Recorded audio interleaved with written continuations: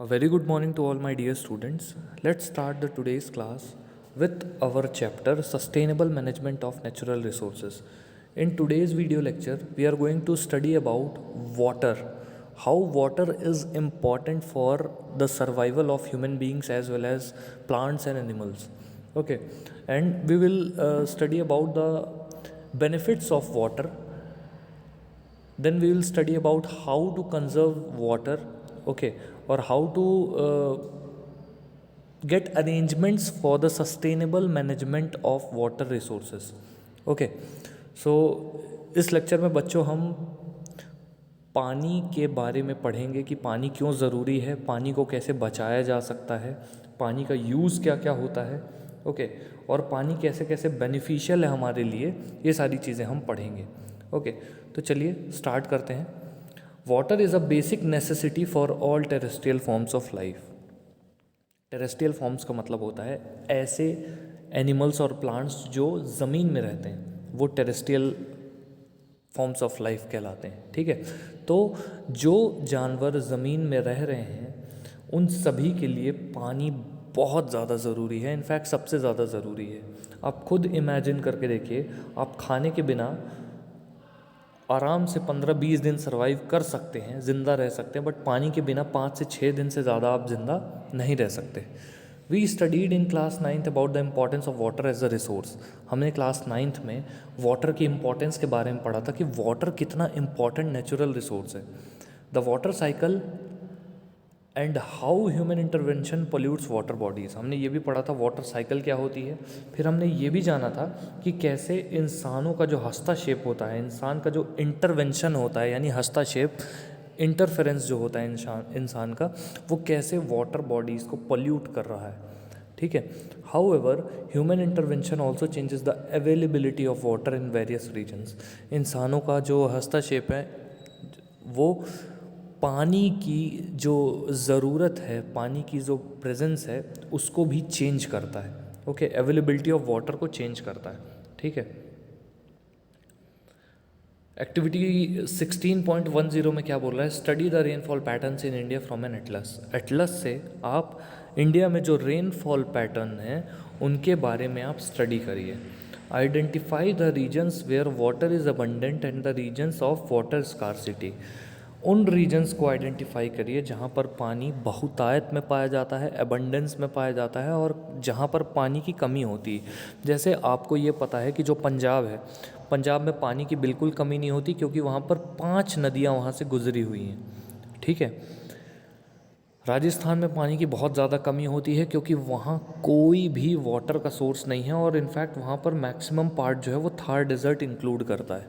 ठीक है, तो आप एटलस से ये देखिएगा कि रेनफॉल पैटर्न क्या है और कौन से एरिया में पानी ज़्यादा प्रेजेंट है और कौन से एरिया में पानी प्रेजेंट नहीं है। After the above activity, would you be very surprise to learn that regions of water scarcity are closely correlated to the regions of acute poverty। इस टॉपिक को पढ़ने के बाद, इस एक्टिविटी को जानने के बाद, अगर आप इस एक्टिविटी को एटलस से देखेंगे उसके बाद आपको एक फैक्ट पता चलेगा कि जिस जगह पानी की कमी है वहाँ पर गरीबी बहुत ज़्यादा है। कुल मिलाकर पानी अगर कम है तो वहाँ पर गरीबी बहुत ज़्यादा होगी। ठीक है, ये दोनों डायरेक्टली इन्वर्सली प्रोपोर्शनल है एक दूसरे के, पानी कम गरीबी ज़्यादा। ठीक है, जिस एरिया में पानी बहुत अच्छे से प्रेजेंट है, बहुतायत में प्रेजेंट है, तो वहाँ पर गरीबी भी नहीं होती। ठीक है, after the above activity, a study of rainfall patterns does not reveal the whole truth behind the water availability in various regions of India। सिर्फ रेनफॉल पैटर्न स्टडी करने से आपको पूरी सच्चाई का पता नहीं चलेगा कि कितनी जगह इंडिया में पानी की स्कार्सिटी हो रही है, कितनी जगह पानी की कमी हो रही है। Okay, rains in India are largely due to monsoons. India में जो रेन्स हैं, यानी जो बारिश वगैरह हो रही है, वो मेनली किसके कारण हो रही है, मानसून के कारण। This means that most of the rain falls in a few months of the year. ये कुल मिलाकर हमें ये बताता है कि ज़्यादातर जो बारिश होती है वो साल के कुछ महीनों में ही होती है। जैसे जो मॉनसून सीज़न आता है, दैट मीन्स जुलाई अगस्त सितंबर अक्टूबर का जो सीज़न होता है वो मॉनसून सीज़न कहलाता है इंडिया में। उस समय मैक्सिमम रेन जो है वो गिरती है, ठीक है, या मैक्सिमम बारिश होती, ठीक है, उसी उसी टाइम पर। Despite nature's monsoon bounty, failure to sustain water availability underground has resulted largely from the loss of vegetation cover, diversion of diversion for high water demanding crops, and pollution from industrial effluents and urban waste। तो भले ही कितनी भी ज़्यादा बारिश होती हो हमारे India में, और इंडिया का क्लाइमेट जो है मॉनसूनल टाइप ऑफ क्लाइमेट होने के अलावा भी जो वाटर की ज़रूरत है, वाटर की अवेलेबिलिटी है अंडरग्राउंड में, तो हम उस वाटर की अवेलेबिलिटी को पूरा नहीं कर पा रहे हैं। क्यों? क्योंकि जो हम क्रॉप्स वगैरह उगाते हैं उनको पानी चाहिए, ठीक है। पॉल्यूशन और इंडस्ट्रियल एफ्लुएंट्स के कारण, ओके, वेजिटेशन कवर के कारण पूरा का पूरा पानी जो है वो सरफेस पर ही एब्जॉर्ब हो जाता है, ग्राउंड वाटर बचता ही नहीं है, ठीक है। Irrigation methods like dams, tanks and canals have been used in various parts of India. Dams यानी जो बांध है, कैनाल यानी जो नहर है, ओके, और दूसरे इरिगेशन मेथड जैसे टैंक वगैरह हैं वो यूज़ होते आए हैं इंडिया में पुराने ज़माने से लेकर, ओके, पिछले ज़माने से, पुराने ज़माने से अभी तक वो इरिगेशन पैटर्न यूज़ होते आए हैं, ठीक है, क्योंकि वो अभी भी इफ़ेक्टिव है, ठीक है। These were generally local interventions managed by local people. ये जनरली लोकल लोगों का जो हस्तक्षेप है, लोकल इंटरवेंशन है, जो कि लोकल लोगों द्वारा मैनेज किया जाता है। And assured that basic minimum requirement for both agriculture and daily needs were met throughout the year. ये एश्योरिटी देता है कि जो बेसिक मिनिमम रिक्वायरमेंट है काहे के लिए, एग्रीकल्चर और डेली नीड्स के लिए, वो पूरी हो जाती है उस पानी से, ठीक है। उसके अलावा अगर आप सोचेंगे कि पानी को अंडरग्राउंड स्टोर कर लिया जाए तो वो चीज़ बहुत ज़्यादा डिफ़िकल्ट हो जाती है, ओके। तो पानी को स्टोर करना अंडरग्राउंड बहुत ज़्यादा डिफ़िकल्ट टास्क हो जाता है। The use of this stored water was strictly regulated, and the optimum cropping patterns based on the water availability were arrived at on the basis of decades of experience। तो शतकों के experience से, बहुत सारे 10 20 50 सालों के एक्सपीरियंस से हमें ये पता चलता है कि जो क्रॉपिंग पैटर्न है इंडिया में, ओके, तो क्रॉपिंग पैटर्न पूरा बेस्ड है वाटर अवेलेबिलिटी पे। अगर पानी अच्छा बरस गया है तो फसल अच्छी होगी, पानी अच्छा नहीं बरसा है तो फसल भी अच्छी नहीं होगी। तो the maintenance of these irrigation systems was also a local affair. अब जो लोकल इरिगेशन सिस्टम है, जैसे कुएं हो गए, नहर हो गई, ओके, तालाब हो गए, उनसे पानी की सिंचाई करना हो गया, तो ये सारे जो इरिगेशन सिस्टम है ये लोकल लोगों के मत्थे जाते हैं कि लोकल लोग ही इन चीज़ों को मैनेज करेंगे, ठीक है। The arrival of British changed these local systems and it changed many other things. Britishers के आने के बाद वो देसी तरीक़ों को, जो लोकल सिस्टम्स थे, उनको ब्रिटिशर्स ने गड़बड़ कर दिया, ठीक है, उनको ख़त्म कर दिया बेसिकली, ठीक है। The conception of large scale projects, large dams and canals traversing large distance were first conceived and implemented by the British. जो कंसेप्शन है लार्ज स्केल प्रोजेक्ट्स का, बड़े बड़े डैम्स का और कैनाल्स का, जो बहुत बड़ी बड़ी डिस्टेंस कवर करते हैं, वो पहले कंसीव किया गया, पहले खुद धारण किया गया, फिर इम्प्लीमेंट किया गया ब्रिटिशर्स के द्वारा, ठीक है। और and carried on with no less gusto by our newly formed independent government. और वही चीज़ कंटिन्यू हो गई बिना उसके कंसिक्वेंस सोचे। ब्रिटिशर्स ने तो जो किया हमारे इंडिया में वो अपने फ़ायदे के लिए किया। उन्होंने ये नहीं देखा कि इंडिया एक्सप्लॉइट होगा, इंडिया के नेचुरल रिसोर्सेज ख़राब होंगे, जो नेचुरल फ्लो है नदियों का इंडिया में वो गड़बड़ हो जाएगा। उन्होंने तो सिर्फ अपने काम के लिए चीज़ें इस्तेमाल की और वो चीज़ें कंटिन्यू रह गई और हम भी वही काम कर रहे हैं, हम भी उनकी बनाई चीज़ों को इस्तेमाल कर रहे हैं बिना ये सोचे समझे कि वो चीज़ें हमारे नदियों को, हमारे वाटर के नेचुरल फ्लो को कितना ज़्यादा नुकसान पहुंचा रही है। Okay, these mega projects led to the neglect of local irrigation methods. अब ये जो बड़े बड़े प्रोजेक्ट्स आ गए, इससे क्या हुआ कि जो लोकल इरिगेशन मेथड हैं वो नेग्लेक्ट होने लगे। ठीक है, उन पर ध्यान ही नहीं दिया जाता था। ठीक है, and the government also increasingly took over the administration of the system. और गवर्नमेंट ने भी जानबूझकर जल्दी से टेक ओवर कर लिया इन सिस्टम्स को। ठीक है, बिना ये सोचे समझे कि क्या डिसएडवांटेजेस हो सकते हैं, बिना सोचे समझे एक्सेप्ट करने के। ठीक है, leading to the loss of control over the local water resources by the local people. अब जिससे क्या हुआ, पानी की कमी होने लगी। लोकल पीपल जो थे वो, उनको वाटर की शॉर्टेज होने लगी। वाटर की शॉर्टेज ऑब्वियसली क्यों नहीं होगी, वाटर की शॉर्टेज तो होनी ही थी। गलत तरीक़ों से पानी का यूज़ किया जाएगा तो वाटर की शॉर्टेज तो होगी ही। ओके, कुल्स इन हिमाचल प्रदेश। कुल्स क्या है ये अब देखते हैं। Parts of Himachal Pradesh had evolved a local system of canal irrigation called kuls. Himachal Pradesh के कुछ हिस्से जो हैं उन्होंने लोकल सिस्टम इवॉल्व किया कैनाल इरिगेशन का। कैनाल इरिगेशन मतलब क्या होता है, एक नहर बड़ी सी बना दी जाती है एक वाटर रिसोर्स से। जैसे कोई बड़ा सा तालाब या कोई बड़ी नदी है तो वहाँ से एक नहर भेज दी जाती है, उस नहर को कुल्स बोलते हैं। ठीक है, और उसी नहर से उसके अगल बगल के जितने भी खेत हैं उन सबको पानी मिलता है। ठीक है, the water flowing in the streams was diverted into man made channels. जो पानी बह रहा है स्ट्रीम्स में वो इंसानों द्वारा बनाए गए चैनल्स में डाइवर्ट हो जाता है। Which took this water to numerous villages. जो इस पानी को कई विलेजेस में लेकर जाता है डाउन हिल साइड, और वो विलेजेस हिल साइड पे नीचे की तरफ होते हैं। The management of water flowing in these kuls was by common agreement. अब जो मैनेजमेंट होता है पानी का, जो इन कुल्स में बह रहा है उस पानी का जो मैनेजमेंट है कॉमन एग्रीमेंट से, वो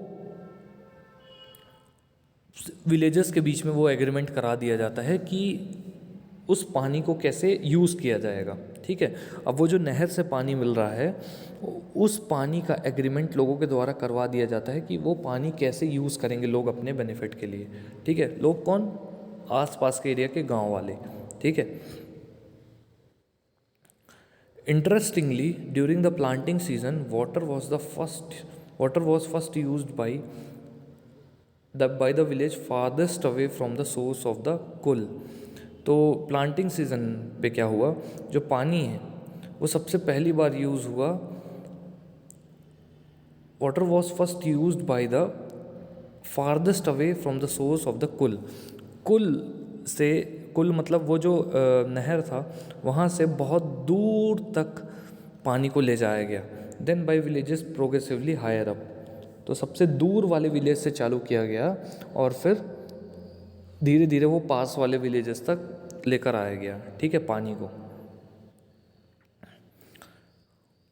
These schools were managed by 2 or 3 people who were paid by the villagers। ये जो कुल्स हैं ये मैनेज किए जाते हैं 2 या 3 लोगों द्वारा।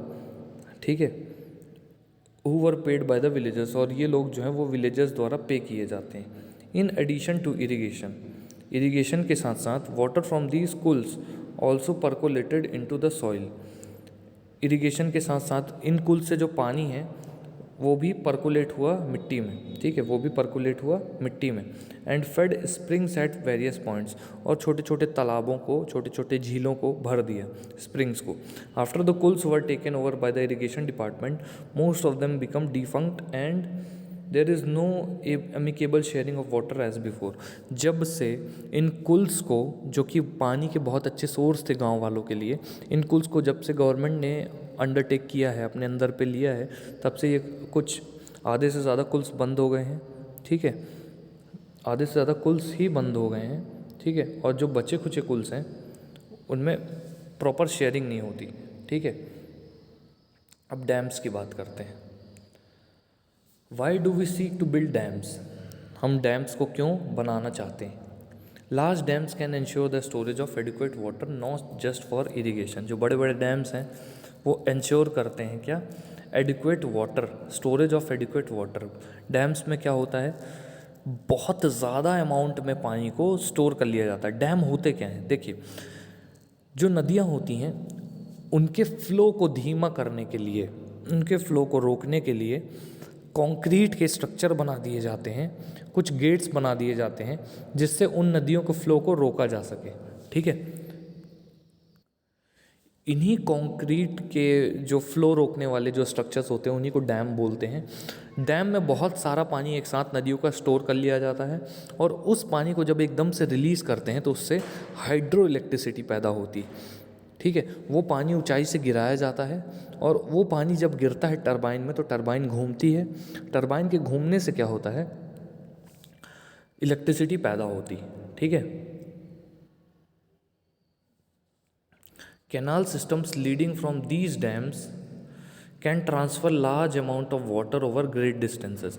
जो कैनाल सिस्टम है वो इन डैम्स से बहुत बड़े अमाउंट में पानी को एक जगह से दूसरी जगह पर लंबी लंबी डिस्टेंस तक लेकर जाया जा सकता है कैनाल सिस्टम से, क्योंकि वो जो डैम है वहाँ पर पानी का स्टोरेज हो जाता है। अब उससे एक कैनाल निकाल दी गई, एक नहर निकाल दी गई। अब उस नहर से पानी को कहीं भी पहुँचाया जा सकता है।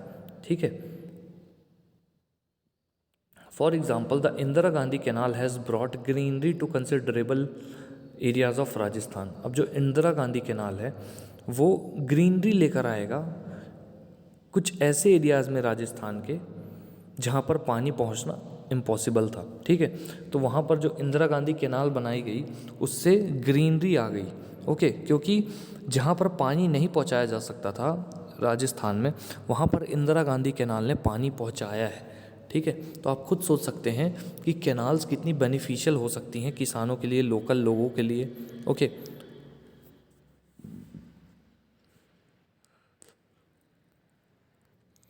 However mismanagement of water has largely led to the benefits being cornered by few people. बहुत थोड़े लोगों के द्वारा जो बेनिफिट अवेल किए जाते हैं तो वो बहुत कम लोग अवेल कर पाए हैं उस बेनिफिट को। ठीक है, क्योंकि मिसमैनेजमेंट बहुत होता है ना पानी का। आपको बोला जाता है कि एक तालाब आपके लिए खुदवा देंगे, उससे आप अपना पानी का यूज़ कर लेना सिंचाई के लिए। सिर्फ सिंचाई के लिए परमिशन दी जाती है और वो वहाँ पर पता चला कि पानी को अपनी गाड़ियों को धुलने में भी इस्तेमाल कर रहे हैं, जो गाय भैंस है वो सब भी पानी में हैं। तो कुल मिलाकर पानी का बहुत ज़्यादा मिस यूज़ होता है। ठीक है,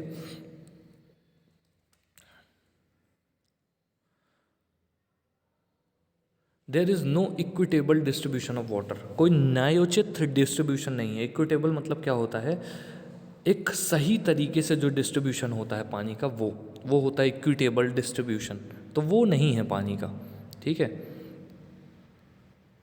thus people close to the source grow water intensive crops like sugar cane and rice. इसीलिए क्या होता है, जो लोग पानी के पास में रहते हैं तो उनको बोल दिया जाता है कि आप कुछ ऐसे क्रॉप्स को ग्रो कर लो जैसे शुगर केन और राइस। ठीक है, इनको ग्रो कर लो ताकि आपकी अर्निंग हो जाए। ठीक है, while people farther down stream do not get any water. अब जो लोग उस पानी के सोर्स से, नहर से, इनसे दूर रहते हैं, जिनका घर दूर है, तो वो इन चीज़ों का इस्तेमाल नहीं कर पाते हैं। ठीक है, वो इन चीज़ों का इस्तेमाल नहीं कर पाते हैं। ठीक है,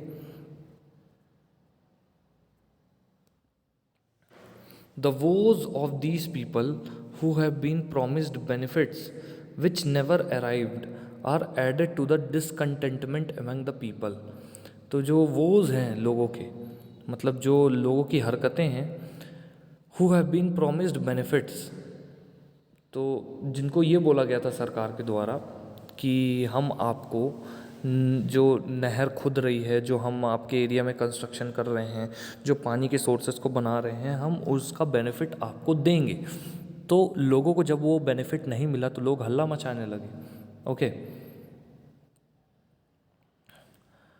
विच never arrived or added to the discontentment among the people.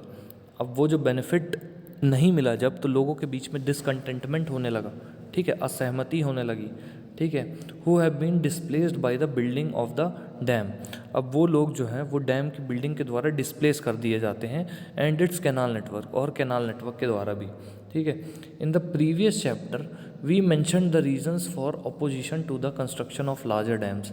पिछले चैप्टर में हम ऐसे रीजंस को हमने मेंशन किया है जो कि कंस्ट्रक्शन ऑफ लार्जर डैम्स, जो बड़े बड़े डैम्स हैं उनके कंस्ट्रक्शन को अपोज कर सकें, सच एज तहरी डैम, जो गंगा रिवर में तहरी डैम है, ओके, उसका कंस्ट्रक्शन इतना विशाल था कि वहाँ के लोगों को बहुत ज़्यादा इफेक्ट पड़ गया उस चीज़ से। You must have read about the protest by the Narmada Bachao Andolan about the rising of the height of Sardar Sarovar dam on the river Narmada. लोग जो हैं, जो गांव वाले हैं, लोकल ट्राइबल पीपल हैं, वो लोग प्रोटेस्ट पर उतर आए क्योंकि नर्मदा पे जो सरदार सरोवर डैम है उसकी हाइट बढ़ाने की बात की गई।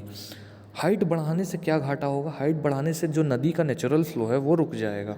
ठीक है, तो नर्मदा जिस फ्लो से बह रही है उसका फ्लो रुक जाएगा। ऑल्दो डैम बन जाएगा तो इलेक्ट्रिसिटी प्रोडक्शन बढ़ जाएगा और लोगों के लिए भी बेनिफिशियल हो जाएगा, बट जो नदी का ओरिजिनल फ्लो है वो रुक जाएगा। ठीक है, तो इसलिए लोग जो हैं वो प्रोटेस्ट कर रहे हैं। ठीक है, criticisms about larger dams address problem in particular. तो जो क्रिटिसिजम्स बड़े बड़े डैम्स के लिए किए गए क्रिटिसिजम्स, वो इन पर्टिकुलर चीज़ों पर फोकस करते हैं। सोशल प्रॉब्लम्स पर वो जोर डालते हैं, because they displace large number of pageants and tribals. ऐसे लोग जो क्रिटिसिजम्स पर, डैम्स के क्रिटिसिजम्स पर बात करते हैं, वो सोशल प्रॉब्लम्स की बात करते हैं, because they displace larger number of pageants and tribals. वो बहुत बड़े अमाउंट में पेजेंट्स है और ट्राइबल पीपल्स को क्या करते हैं? डिस्प्लेस कर देते हैं, एक जगह से दूसरी जगह पर पहुंचा देते हैं। विदाउट एडिक्वेट कंपनसेशन और रिहेबिलिटेशन, बिना एडिक्वेट कंपनसेशन और रिहेबिलिटेशन के। ठीक है, प्रॉपर ना तो कंपनसेशन मिलता है ना रिहेबिलिटेशन मिलता है। ठीक है, economic problems because they swallow up huge amounts of public money. Economic problem होती है क्योंकि वो ढेर सारा पब्लिक का पैसा जो है वो खा जाते हैं, पब्लिक का ढेर सारा पैसा जो है वो खा जाते हैं। ठीक है, without the generation of proportionate benefits, बिना प्रोपोर्शनेट बेनिफिट्स के जनरेशन के। ठीक है,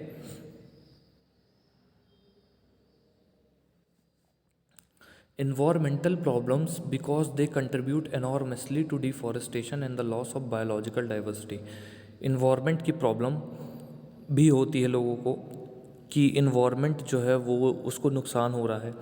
जो लोकल ट्राइब्स होते हैं, क्योंकि उन लोकल ट्राइब्स को इन्वायरमेंट से ही तो लेना देना होता है, तो इन्वायरमेंटल प्रॉब्लम्स भी होती हैं because they contribute enormously to deforestation. अब इन्वायरमेंट प्रॉब्लम में सबसे बड़ी प्रॉब्लम है डिफॉरेस्टेशन। डिफॉरेस्टेशन मतलब होता है पेड़ों को काटना। ठीक है, and the loss of biological diversity. Obvious सी बात है, अगर पेड़ काटे जाएंगे तो वहाँ की जो बायोलॉजिकल डाइवर्सिटी है, वहाँ पाए जाने वाले प्लांट्स और एनिमल्स हैं, वो ख़त्म होने लगेंगे धीरे धीरे। The people who have been displaced by various development projects, जो लोग अलग अलग डेवलपमेंट प्रोजेक्ट्स के द्वारा डिस्प्लेस किए गए हैं, आज लार्जली पुअर ट्राइबल्स, ये बहुत ही गरीब लोग हैं, who do not get any benefits, जो कि कोई बेनिफिट्स नहीं अवेल करते हैं फ्रॉम दीज प्रोजेक्ट्स। इन प्रोजेक्ट्स से उनको कोई बेनिफिट नहीं मिलता है।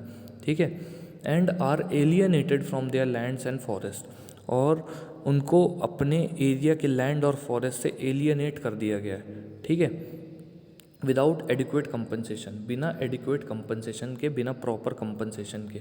The oustees of the Tawa dam built in 1970s, जो तवा डैम के बाहर वाला एरिया है जो 1970 के आसपास बना था, are still fighting for the benefits they were promised. तो जो लोग तवा डैम के आसपास रहते हैं और उनको बोला गया था कि ये डैम बनाने के बाद आप लोगों को बहुत ज़्यादा बेनिफिट होगा, तो उनको सरकार के द्वारा कोई भी बेनिफिट नहीं मिला है। ठीक है, उनको सरकार के द्वारा कोई भी बेनिफिट अवेल नहीं हुआ है, जबकि डैम 1970 में बन गया था। ठीक है, वाटर हार्वेस्टिंग। वाटर हार्वेस्टिंग का मतलब होता है पानी को बचा कर रखने के तरीके, पानी को कैसे बचाया जाता है। ठीक है, ये पानी का यूज़ कैसे किया जाता है बचाकर। Watershed management emphasises scientific soil and water conservation in order to increase the biomass production. जो वाटर शेड मैनेजमेंट होता है, वाटर शेड मैनेजमेंट का मतलब क्या होता है? जो ऐसे एरिया हैं जो वाटर शेड हैं, सबसे पहली बात वाटर शेड एरिया क्या होता है, जैसे सपोज़ करिए हमारा चोटीला है, चारों तरफ पहाड़ों से घिरा हुआ है, तो चारों तरफ पहाड़ों में जब पानी गिरेगा तो वो पहाड़ों से पानी बह करके चोटीला में नीचे आएगा।